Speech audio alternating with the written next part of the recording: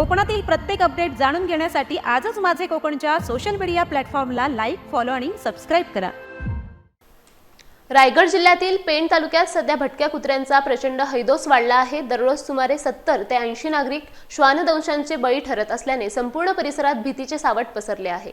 धक्कादायक बाब म्हणजे पेण उपजिल्हा रुग्णालयात लसींचा तुटवडा निर्माण झाल्याने हतबल रुग्णांना उपचारासाठी अलिबागला जाण्याचा सल्ला दिला जात होता।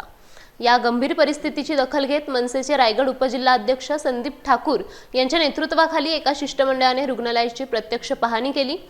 मनसेच्या आक्रमक पवित्र्यामुळे प्रशासनाने अखेर तातडीने लसींचा पुरेसा साठा उपलब्ध करून दिला आहे।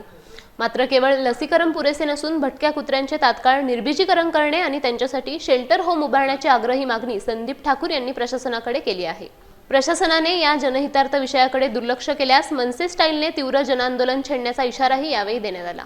या आंदोलनावेळी अनेक मनसे पदाधिकारी व महाराष्ट्र सैनिक मोठ्या संख्येने उपस्थित होते। आज महाराष्ट्र नवनिर्माण सेनेच्या वतीने आमच्या शिष्टमंडळाने जे पेण येथील उपजिल्हा रुग्णालय तिथे आम्ही भेट दिली, तेव्हा गेल्या अनेक दिवसापासून माझ्या सर्व सहकाऱ्यांनी इथे मॉनिटर केलं होतं की इथे असंख्य अशा जे भटक्या कुत्र्यांच्या बाईटनी म्हणजे चावल्यानंतर इथे असंख्य असे रुग्ण इथे येतात या रुग्णालयामध्ये आणि त्यांची अक्षरशः हेडसंड होते। तर त्या संदर्भात आम्ही जेव्हा आता यांना भेट दिली तेव्हा परिस्थिती एवढी वाईट होती की दररोज कमीत कमी 80 ते 85 या भटक्या कुत्र्यांच्या चावल्यामुळे इथे रुग्ण इथे या रुग्णालयात दाखल होतात। आणि बऱ्याचदा आज मी स्वतः दुपारी जेव्हा अनुभव घेतला तर यांच्याकडे अँटी रेबीजचा डोस देखील नव्हता।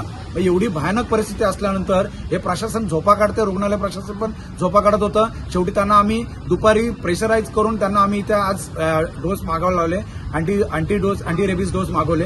पण त्याच्यानंतर आज जेव्हा आम्ही संध्याकाळी स्वतः मी पर्सनली त्या रुग्णांना इथे बघायला आलो त्या रुग्णाला, तेव्हा परिस्थिती एवढी वाईट होती की तेवढ्या त्या अक्षरशः 3 ते 4 तासाच्या कालखंडामध्ये कमीत कमी 17 ते 18 रुग्ण पुन्हा तयार झाले। म्हणजे याच्यामध्ये कमीत कमी तुम्हाला दिसतं की दिवसभरातून 24 तासामध्ये जर 70-80च्या वरती जर रुग्ण इथे जर फक्त कुत्र्याच्या चावल्याने जर भटक्या कुत्र्याच्या चावल्याने जर इकडे येत असले तर याला जबाबदार कोण? कारण पेण नगरपालिकेचं कुठेही याच्यावरती अंकुश नाहीये। इथे शहरामध्ये असंख्य गल्लीमध्ये असंख्य अशा भागामध्ये हे भटक्या कुत्र्यांमुळे हे चावल्यामुळे बरेचसे रुग्ण हे रुग्णालयामध्ये दाखल होत आहेत आणि ते ऍडमिट होत आहेत।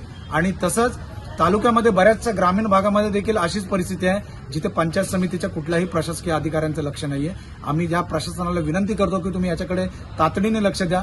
हीच जर परिस्थिती कायमस्वरूपी अशीच जर राहिली येत्या आठवडाभर आम्ही 3-4 दिवस वाट पाहू।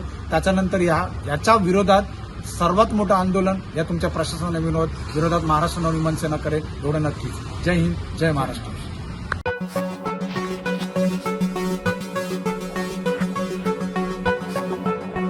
Thank you.